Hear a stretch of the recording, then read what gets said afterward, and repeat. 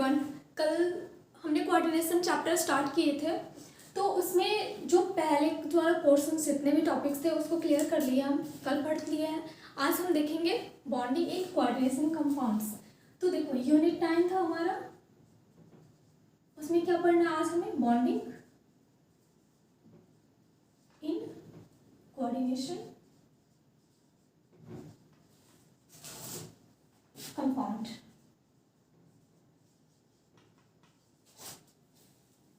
अब देखो coordination compound जो थे ना, तो उसके बॉन्डिंग को एक्सप्लेन करने के लिए 3 तरह की थ्योरी दी गई।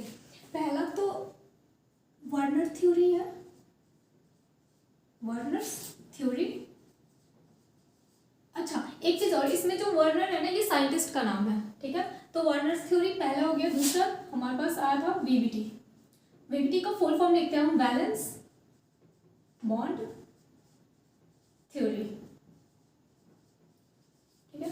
तीसरा जो हमारे पास था, मतलब तीसरा थ्योरी जो है वो है क्रिस्टल फील्ड थ्योरी, ओके। अब देखो एक एक करके हम तीनों थ्योरी देख लेंगे कि कौन से थ्योरी ने क्या एक्सप्लेनेशन दिया है बॉन्डिंग को लेकर। तो देखो वर्नर थ्योरी जो है ना, इस जो वर्नर साहब थे, जो साइंटिस्ट थे वर्नर, उन्होंने कहा कि जो कॉम्प्लेक्स होता है उसमें 2 तरह की वैलेंसी होती है। वैलेंसी जो कोऑर्डिनेशन कंपाउंड होता है वो 2 तरह का वैलेंसी शो करता है। पहला एक तो प्राइमरी वैलेंसी, प्राइमरी वैलेंसी, दूसरा सेकेंडरी वैलेंसी। नाम दे दिया गया, 2 तरह की वैलेंसी इन्होंने कहा, तो एक को कह दिए कि प्राइमरी वैलेंसी और दूसरे को कह दिए सेकेंडरी वैलेंसी। अब देखो एग्जांपल देकर समझाती हूँ कि प्राइमरी वैलेंसी किसको बोले और सेकेंडरी वैलेंसी किसको बोले। अगर एग्जांपल लें हम कोई भी, जैसे मान लो कोबाल्ट का अमोनिया के साथ मतलब अमोनिया लिगेंड के साथ ले ली, यदि कोई कंपाउंड बना के Cl3 कर ले, तो देखो जो बाहर ये जो कोऑर्डिनेशन स्फीयर है ना, जो ये स्क्वायर ब्रैकेट है, इसी को हम कोऑर्डिनेशन स्फीयर कह रहे थे। इसके बाहर जो ये काउंटर आयन है ना, इसको बोल दिए वो प्राइमरी वैलेंसी, ठीक है। इसका नाम दे दिए कि ये जो होगा वो प्राइमरी वैलेंसी होगा। और जो अमोनिया एज ए लिगेंड जो प्रेजेंट है कोऑर्डिनेशन स्फीयर के अंदर, उसको कह दिए वो सेकेंडरी वैलेंसी।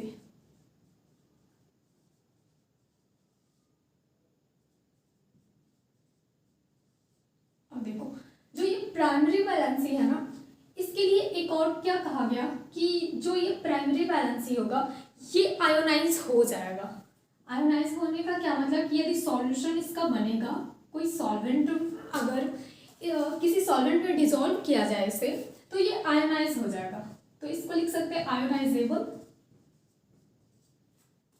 लेकिन जो सेकेंडरी वैलेंसी है, अब ब्रैकेट के अंदर है, कल भी हमने देखा था कि जो ब्रैकेट के अंदर प्रेजेंट होते हैं, जो भी मोइटी होते हैं, ये मतलब कोबाल्ट हो गया या फिर ये लिगेंड NH3, तो ये आयोनाइज नहीं होते हैं। तो आयोनाइज नहीं होगा तो इसके लिए लिख सकते हैं ना नॉन आयोनाइजेबल, आयोनाइजेबल, ठीक है।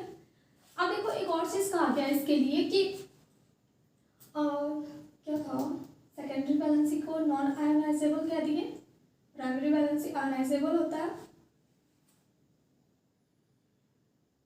हाँ एक चीज और ये भी कहा गया ना कि अगर ये जो मेटल है सेंट्रल मेटल, इसका ऑक्सीडेशन स्टेट एक तो निकाला जाता है वैसे X मानकर, ठीक है, वो थोड़ा लेंथी पड़ता है।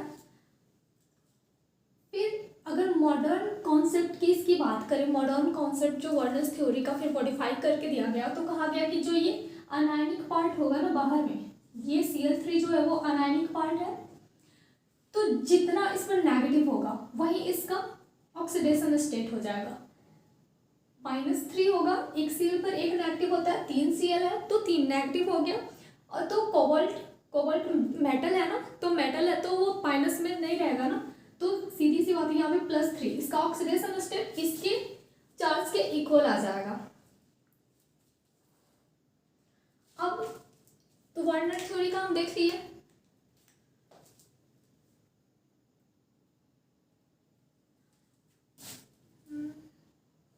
एक चीज और, जो प्राइमरी वैलेंसी होगा ना वो हमेशा अनायन होगा, सेकेंडरी वैलेंसी है ना, ये या तो वो अनायन हो या फिर न्यूट्रल लिगेंड हो। न्यूट्रल लिगेंड का मतलब जैसे अमोनिया है वो न्यूट्रल लिगेंड है, लॉन पेयर है उसके पास, तो अनायन भी हो सकता है, न्यूट्रल भी हो सकता है। लेकिन जो प्राइमरी वैलेंसी होगा वो सिर्फ अनायन होगा, कोई न्यूट्रल नहीं होगा।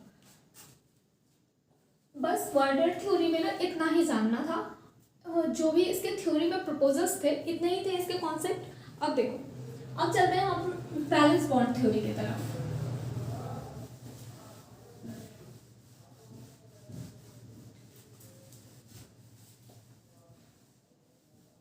अब देखो, जो वैलेंस बॉन्ड थ्योरी है उसमें क्या कहा गया कि वीवीटी, रुको इसको मिटा देते पूरा ही, इसकी जरूरत है तो देखो,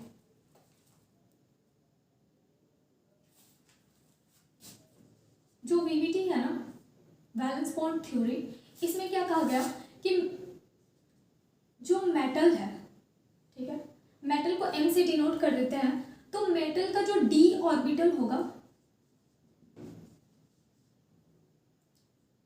या यूं कहें d ऑर्बिटल नहीं, कौन सा ऑर्बिटल जो है वो लिगेंड के साथ, बॉन्ड किसके बीच बनाना है हमें, मेटल और लिगेंड के बीच ही, तो कोऑर्डिनेशन कंपाउंड जो पढ़ रहे हैं वो बॉन्ड मेटल और लिगेंड के बीच ही बन रहा है। इसमें ये दिखाया गया कि मेटल का कौन सा ऑर्बिटल जो है वो लिगेंड यूज करता है बॉन्ड बनाने के लिए। तो देखो, मेटल अगर लिखेंगे तो इसका एक तो N-1 D, फिर NS NP, या तो ये होगा ऑर्बिटल जो यूज होगा बॉन्ड बनाने के लिए, या फिर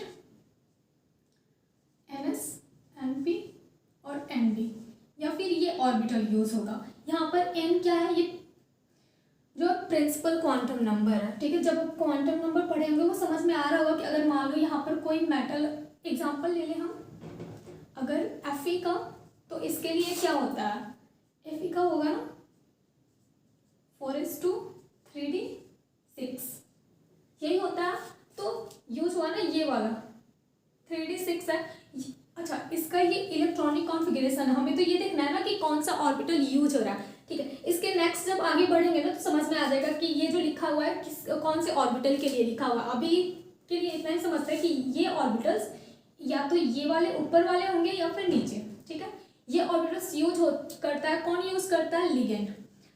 अब लिगेंड मान लो अमोनिया है या कोई भी, खुद से ले लो, इसके पास लॉन पेयर है, अगर ये बॉन्ड बनाएगा अपना इलेक्ट्रॉन कहीं ना कहीं तो देगा ना, तो मेटल जो अपना इलेक्ट्रॉन दे दिया रहता है, डी ब्लॉक का मेटल यूज करते कोऑर्डिनेशन कंपाउंड बनाने के लिए, तो ये जो है ना इसके वैकेंट ऑर्बिटल m के पास, इनका मतलब कोई मेटल है उसके वैकेंट ऑर्बिटल में ये अपना लॉन पेयर, या फिर यदि क्लोराइड आयन कोई होगा तो अपना ये इलेक्ट्रॉन इसके वैकेंट ऑर्बिटल में डोनेट करता है, या फिर क्या ले बॉन्ड बनाने के लिए यूज करता है। तो कौन कौन सा, ये वाला ऑर्बिटल यूज करता है। तो ऑर्बिटल को समझ गया हम। अब देखो, जब ऑर्बिटल्स का यूज करेंगे ना तो बॉन्डिंग ही एक तरह से बन रहा है, कोऑर्डिनेट बॉन्ड है। तो पहले ना ये जो ऑर्बिटल्स होंगे ये हाइब्रिडाइज होते हैं। जैसे आप केमिकल बॉन्डिंग भी पढ़ रहे होंगे तो उसमें आपको देखे होंगे ना कि बॉन्ड बनाने से पहले जो भी ऑर्बिटल्स यूज होते हैं वो पहले मिक्सअप हो जाते हैं। हाइब्रिडाइजेशन किसको कहते हैं, मिक्सिंग ऑफ ऑर्बिटल्स। और फिर उसके बाद सेम एनर्जी लेवल के जितने ऑर्बिटल्स यूज होते हैं मिक्स होने के लिए, उतने ही हाइब्रिड ऑर्बिटल्स का फॉर्मेशन होता है। इतना मालूम है, number of hybrid orbitals equal to mixing of the number of orbitals used. तो अब देखो, अब हाइब्रिडाइजेशन इसमें देखेंगे तो देख लेते हैं कि कौन कौन सा हाइब्रिडाइजेशन है और कोऑर्डिनेशन नंबर चेक कर लेते हैं। देख लो, दो तरह का कोऑर्डिनेशन नंबर ही होगा इस कंपाउंड में, दो ही तरह का बन रहा है। एक तो कोऑर्डिनेशन नंबर या तो 4 हो या फिर 6 हो। फिर लिख लेते हैं टाइप्स ऑफ हाइब्रिडाइजेशन।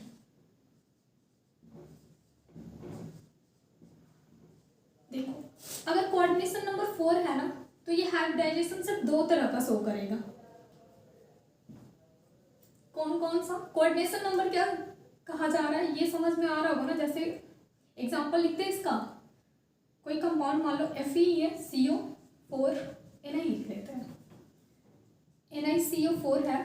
तो ये 4 लिगेंड यूज हुआ ना, तो इसका कोऑर्डिनेशन नंबर क्या हो गया, 4 हो गया। इससे डायरेक्ट जो मान लो इसका बनाएंगे स्ट्रक्चर, तो कैसा बनाएंगे, ऐसा बनाएंगे ना। तो निकेल से डायरेक्ट कितने लिगेंड जुड़े हुए, 4 है, 1 2 3 4, 4 ही है, तो इसका कोऑर्डिनेशन नंबर 4 हो जाएगा। ठीक है, तो अब देखो कोऑर्डिनेशन नंबर 4 है, तो इसमें ना 2 तरह का सिर्फ हाइब्रिडाइजेशन पॉसिबल है। एक तो sp3, दूसरा dsp2। ठीक है, sp3 समझ में, इसके लिए एक p3 है, 4 हो गए ना, 1 2 3 4, क्योंकि ये मिलके बनाए होते हैं, ये चारों sp3 हो जाते हैं। ठीक है, तो 4 ऑर्बिटल्स होते हैं, ठीक, इस तरह से बनते हैं इसके हाइब्रिड ऑर्बिटल्स। अब देखो इसके बाद अगर sp3 हुआ ना, तो उसका ज्योमेट्री जो होगा, ज्योमेट्री टेट्राहेड्रल हो जाएगा। और यदि dsp2 है तो उसके लिए स्क्वायर प्लानर हो जाएगा।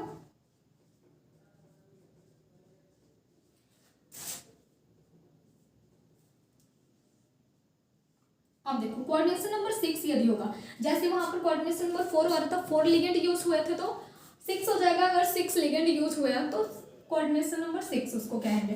कोऑर्डिनेशन नंबर 6 होगा तो हाइब्रिडाइजेशन या तो sp3d2 होगा, देखो 2 d के 3 p के और 1 s, 2 3 5 1 6 हुआ ना। सेम वैसे यहाँ भी काउंट कर सकते हैं, 3 1 4 2 3 4, कोऑर्डिनेशन नंबर 4 हाइब्रिड ऑर्बिटल्स भी इतने ही होंगे। या फिर इसका इनर डी ऑर्बिटल यूज होगा तो dsp3, ये सारे स्मॉल ही होते हैं।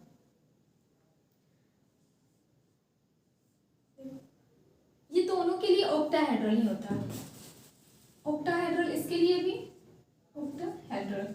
पर्पस इतना है कि इसके लिए आउटर डी का यूज किया है ना, तो इसको बोलते हैं आउटर ऑर्बिटल कॉम्प्लेक्स। ठीक है, OSC बोल देते हैं। और इसके लिए इनर वाला डी यूज होता है। d2sp3 कब होगा, जब इनर डी ऑर्बिटल यूज करें। अब इनर डी ऑर्बिटल क्या होता है, आउटर डी ऑर्बिटल क्या होता है, ये बताएंगे। तो ज्योमेट्री तो इसका अभी भी ऑक्टाहेड्रल ही होगा, लेकिन कॉम्प्लेक्स कौन सा होगा, IOC, inner orbital complex.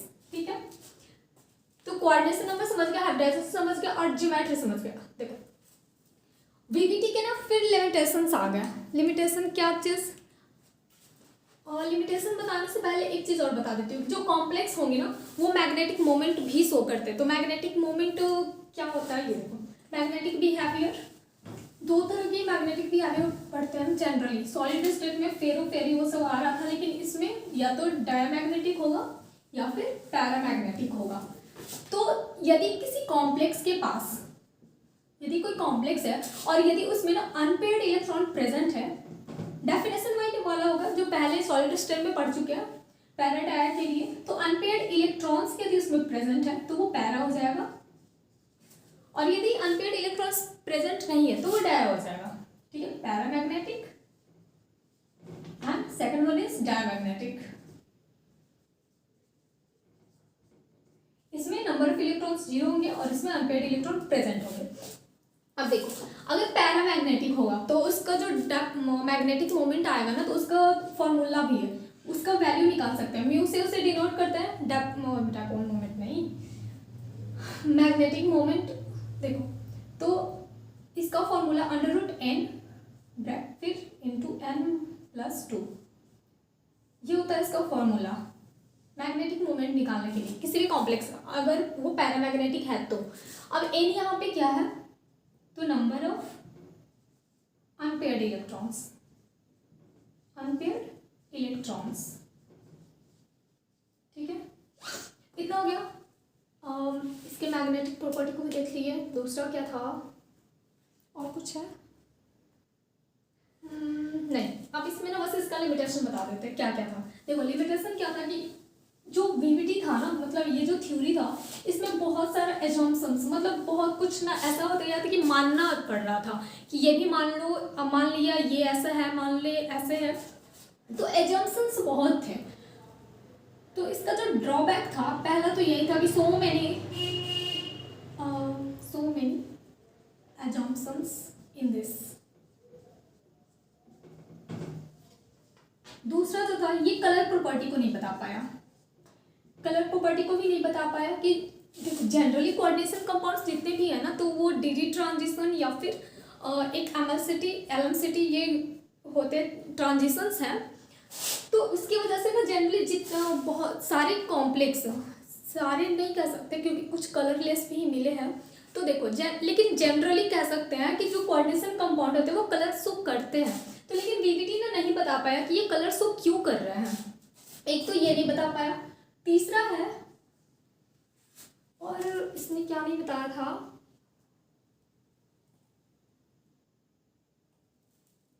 Stability के बारे में भी नहीं बताया था। स्टेबिलिटी क्या, देखो कोई भी कंपाउंड होता है ना वो दो तरह से स्टेबल होता है, एक तो काइनेटिकली स्टेबल होता है, दूसरा थर्मोडायनामिकली स्टेबल होता है। तो ना ये किसी भी तरह का नहीं बताया, ना काइनेटिकली स्टेबल बताया, काइनेटिकली एंड थर्मोडायनामिकली, ठीक है। प्रोडक्ट दो तरह से ये स्टेबल हो सकता है, दोनों में से मतलब स्टेबिलिटी को इसने बताया नहीं, स्टेबिलिटी भी नहीं बताया। एक और पॉइंट है, वो पॉइंट क्या है, और भी एक चीज इसने नहीं बताया था, क्या होगा उसका, एक तो कलर स्टेबिलिटी, फिर उसके बाद क्या, एक तो मेटल का हो गया ये कलर। हाँ लिगेंड के लिए देखो,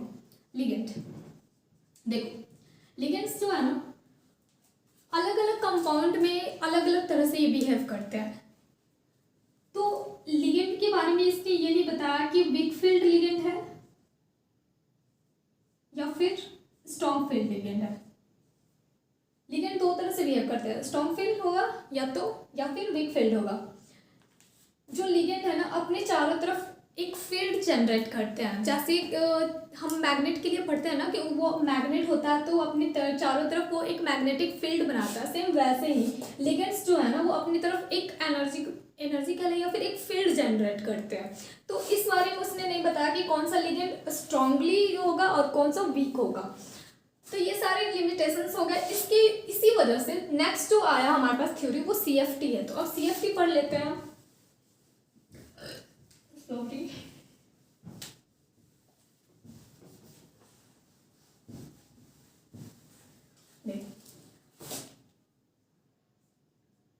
CFT क्रिस्टल फील्ड थ्योरी। इसमें क्या बताना है कि पहले हम देख लेते हैं ऑक्टाहेड्रल के लिए, ठीक है। ऑक्टाहेड्रल में देखते हैं हम,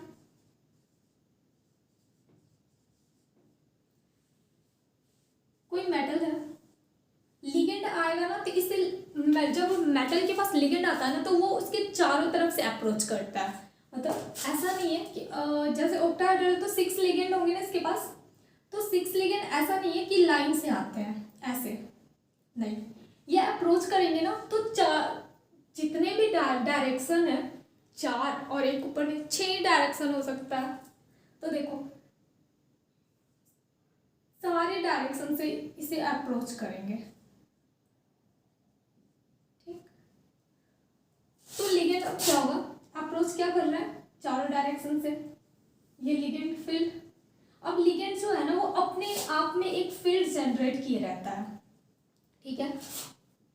अब देखो इसके बाद मेटल, अभी पढ़े ना कि मेटल का जो ऑर्बिटल होता है उसे यूज करता है लिगेंड उसमें अपना पेयर ऑफ इलेक्ट्रॉन डोनेट करने के लिए।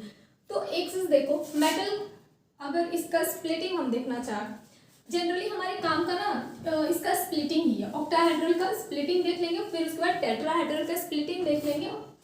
तो देखो स्प्लिटिंग हमारे काम का है, उसी पर डायरेक्ट आते हैं।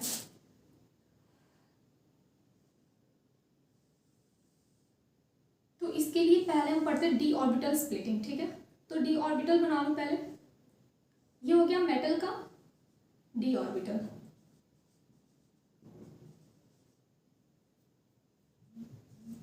फ्री आयन के फॉर्म में है, तो मेटल अभी फ्री है, उसका एनर्जी ये डिजेनरेट लेवल में है, ठीक है। ये अभी डिजेनरेट है, डिजेनरेट स्टेट में है, ठीक है। दूसरा देखो, अच्छा जब मैं पढ़ रही थी ना, तो हमारे सर एक बात बताया था, उसी चीज़ को मैं रिपीट कर देती हूँ क्योंकि उससे काफ़ी अच्छा समझ में आया था, इसी वजह से उसी चीज़ को समझा रही हूँ। जब ये डी ऑर्बिटल को ना उन्होंने कहा ये 5 ना लड़के हैं, ठीक है, 5 ओरिएंटेशंस होते हैं ना डी के, तो 5 बॉक्स बना दिया यहाँ पे।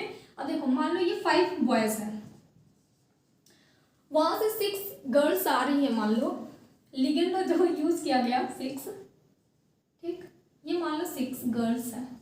अगर दूर है, अगर मान लो बॉयज यहाँ है, गर्ल्स वहाँ है, अगर वहां से लड़कियां इधर देख रही हैं तो पता नहीं चलेगा ना कि किसको देख रही हैं। अगर दूर से कोई आपको देख रहा है तो पता नहीं चलता कि एग्जैक्टली वो किसको देख रहा है, मुझे या फिर बगल वाले को। तो इन 5 को लगता है ना कि हम ही देख रहे हैं, ठीक है, लेकिन ऐसा नहीं होता है। फिर एनर्जी की बात कर रहे थे कि 5 को लगता है कि मुझे ही देख रही है, तो इनका एनर्जी जो है ना वो थोड़ा एवरेज, अभी तो 5 का एवरेज ही होगा क्योंकि 5 को लग रहा है कि हाँ मुझे दिख रही है, खुशी 5 को है। तो देखो अभी एनर्जी जो होगा इनका एवरेज होगा, थोड़ा बढ़ेगा एनर्जी, जो ये ग्राउंड लेवल पर थे इनसे थोड़ा बढ़ जाएगा ऊपर, तो कह सकते हैं 5 का अभी एवरेज एनर्जी है, ठीक है। लेकिन और अभी देखो अभी दूरी यहां से इतने दूर की थी, नेक्स्ट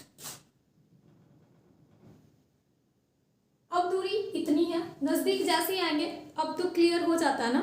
अगर मान लो दूर से देखने में लग रहा था ना कि मुझे देख रहे हैं, लेकिन जैसे ही नजदीक जाएंगे तो पता चल जाता है अरे नहीं मुझे नहीं, वो उससे देख रही थी, ठीक। तो देखो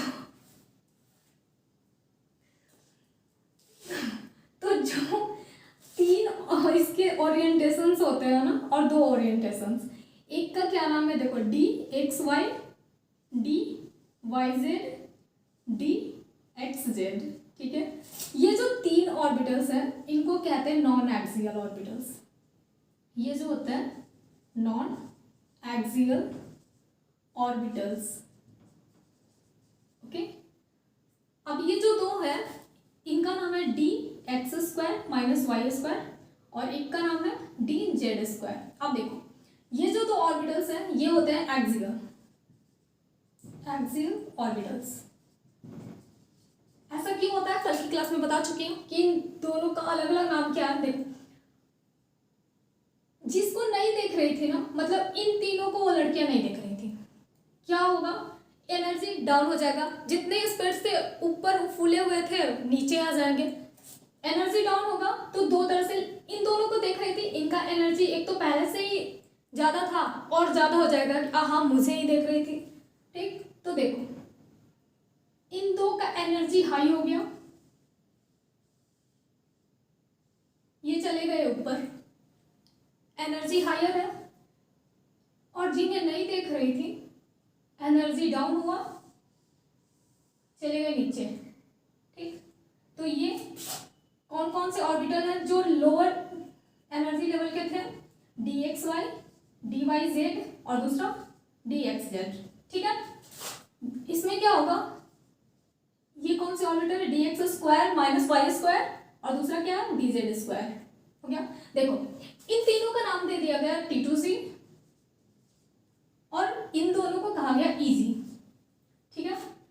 अब देखो ये हायर एनर्जी के हैं, अभी बताइए, ये हायर एनर्जी वाले हैं, ये दोनों लोअर एनर्जी, दोनों नहीं तीनों लोअर एनर्जी के हैं, ठीक है।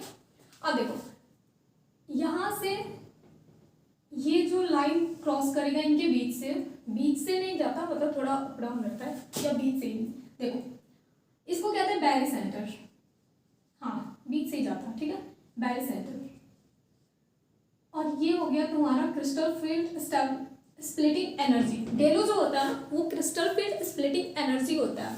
अब इनके बीच का जो डिस्टेंस है वो देखो क्या है, इसे कहते हैं 0.6 डेलो, और यहाँ से बैरी सेंटर से इस T2G का 0.4 डेलो, ठीक है। और इसके बीच में कहीं 1 हो गया, तो 1 तो लिखते नहीं है, सिर्फ डेलो लिख देंगे, ठीक है। 1 तो लिखने की जरूरत नहीं होती ना, तो डेलो लिख देंगे उसके लिए। और अब इसमें क्या बताना है अब, शायद इतना ही। इसके बाद जब हम क्वेश्चन सॉल्व करेंगे ना तो उसमें हमें इसी का जरूरत पड़ेगा, सिर्फ ये T2C और EZ का जरूरत पड़ेगा। अब देखो ऑक्टाहेड्रल के लिए तो हम स्प्लिटिंग देख लिए, डी ऑर्बिटल का स्प्लिटिंग कैसे होता है। तो स्प्लिट हुआ ना दो पार्ट में। अब देखो T2C और EZ, एक्सियल नॉन एक्सियल वाले एक साथ, एक्सियल वाले एक साथ, हो गया।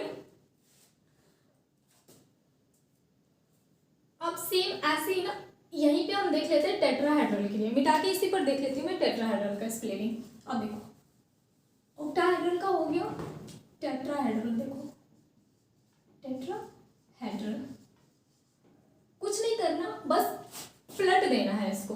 पलट देने का क्या सेंस है, जो ये नीचे 3 ऑर्बिटल्स थे ना ये ऊपर आ जाएंगे और ये जो 2 ऑर्बिटल है वो नीचे आ जाएगा, ठीक है। अब 2 ऑर्बिटल आएगा तो कैसे होगा, ये एक यहां से मिटा दो, कहने का सेंस है नॉन एक्सियल वाला ऊपर चला जाएगा और एक्सियल वाला नीचे आ जाएगा, ठीक। मान लो ये dx² - y² था और ये dz² है, ठीक है। इसे मिटा दो, ये हो गया dxy dxz dyz, ठीक है। अब देखो जो T2C नीचे है ना वो ऊपर आएगा, लेकिन एक चीज ध्यान रखना, ऑक्टाहेड्रल के लिए होता है, ऑक्टाहेड्रल में स्प्लिटिंग होगा तो लिखते हैं T2C और EG, ठीक है। लेकिन जब टेट्राहेड्रल की स्प्लिटिंग होती है ना तो उसमें G नहीं लगाते हैं, वो सिर्फ T2 और E होता है। तो ये हो गया E और ये हो गया T2। अब ऐसा क्यों होता है ये भी समझ लो, इतना तो पहले समझ में आ गया ना। सेम वही चीज होती है, अच्छा ये वैल्यू भी चेंज हो जाएगा 0.4, वहां पे डेल O लिखे थे ऑक्टाहेड्रल के लिए, देखो डेल O लिखा गया, O मतलब ऑक्टाहेड्रल, ठीक है। अब यहाँ पे क्रिस्टल फील्ड स्प्लिटिंग एनर्जी जो है वो किसके लिए लिख रहे हैं, टेट्राहेड्रल के लिए ना, तो डेल T लिख देंगे। तो यहाँ पे भी 0.6 डेल T हो जाएगा, ये भी डेल T हो जाएगा, ठीक है।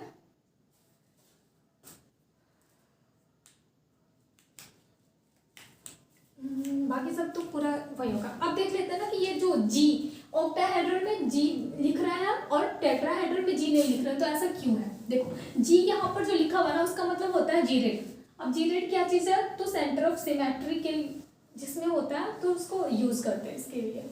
इसको मिटाती हूँ।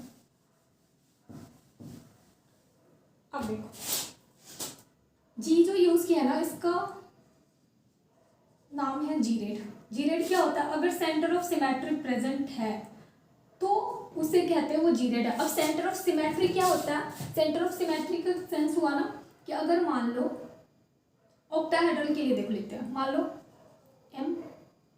ML6 है, ठीक। कोई कंपाउंड बना होगा ऑक्टाहेड्रल का तो 6 लिगेंड यूज किया है, बीच में मेटल आएगा, इतना पता सेंटर मेटल होता है तो बीच में आएगा। ऑक्टाहेड्रल कैसे बनाएंगे हम, एक ऊपर लिगेंड एक नीचे, फिर ये back side front side ligand again ऐसे ही। अब देखो सेंटर कौन सा है, ये हमारा ये मेटल एम जो है सेंटर में प्रेजेंट है।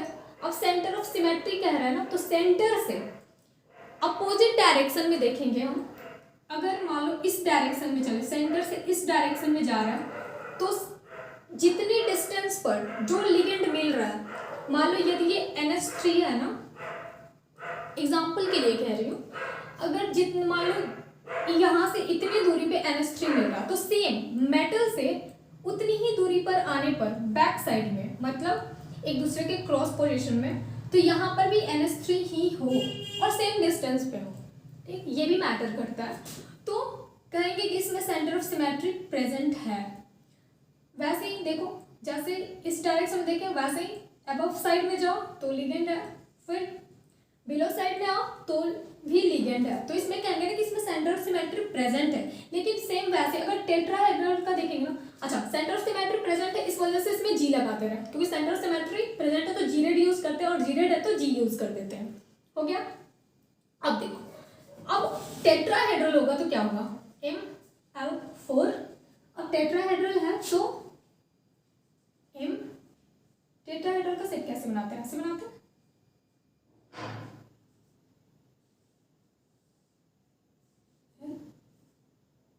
और ये अब देखो, ये जो ऊपर में लिगेंड है अगर उसके जस्ट नीचे आएंगे ना तो कोई लिगेंड नहीं है। इसके अपोजिट में आप सेंटर हमारा एम है, मेटल है, इसके अपोजिट में आएंगे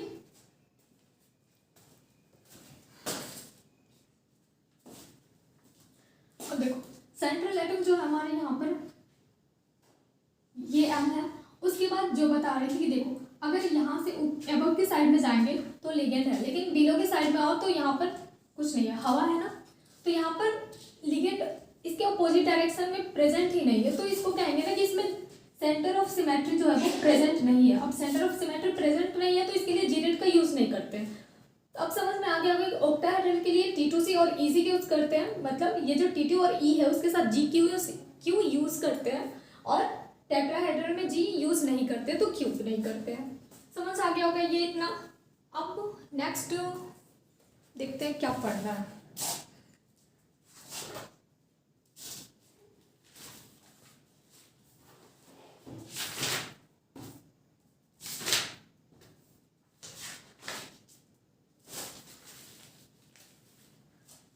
एक चीज ये CFT में ना ये जो लिगेंड को लेकर है दो बातें हैं वो बताती हूँ। एक तो CFT में कहा गया कि जो मेटल VBT में क्या बताया गया था कि मेटल और लिगेंड के बीच कोऑर्डिनेट बॉन्ड होता है।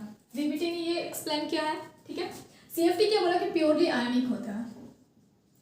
CFT कहता है कि कोऑर्डिनेट बॉन्ड नहीं होता, वो प्योरली आयनिक होता है। और आयोनिक बॉन्ड होगा तो आयनिक बॉन्ड क्या होता है, एक इंट्रैक्शन होता है, एक तरह का इंट्रैक्शन, इलेक्ट्रोस्टैटिक इंट्रैक्शन इसका नाम दे देते हैं। यदि चार्ज के बीच में इंट्रैक्शन होता है तो इलेक्ट्रोस्टैटिक इंट्रैक्शन है ना।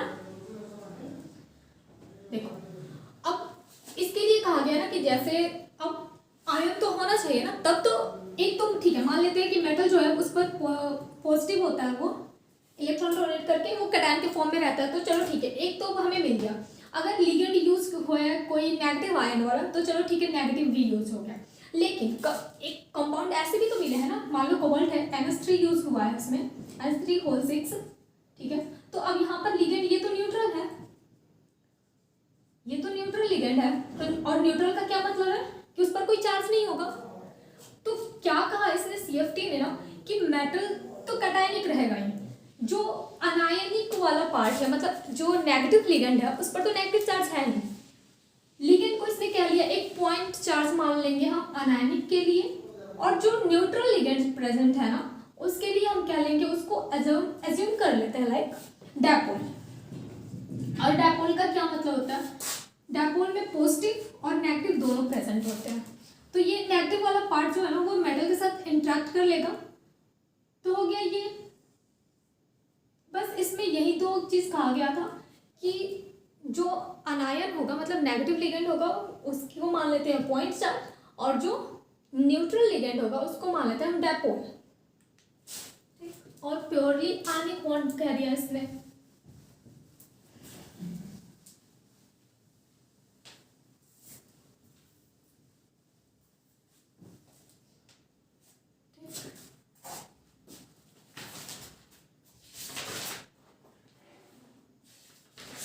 और क्या है, हाँ एक तो रिलेशन ये डेल्टी और डेलो में देख लो 4/9 डेलो, ये रिलेशन याद रखना क्योंकि ये कभी जरूरत पड़ जाता है जब वो न्यूमेरिकल वाला पार्ट करेंगे ना तो उसमें पूछ देता है कि अगर सेम जैसे मतलब सेम मेटल हो और सेम लिगेंड हो, ठीक है, और उसका डेल्टी का वैल्यू दिया रहेगा, मान लो डेल्टी का वैल्यू दे दिया और डेलो पूछ लिया कि क्या होगा, तो बस डेल्टी का वैल्यू दिया ही रहेगा 4/9। ये हमें इक्वेशन यदि याद है मतलब ये जो रिलेशन है तो डेलो का हम वैल्यू निकाल सकते हैं ना, तो बस ये वाला याद रख लेना।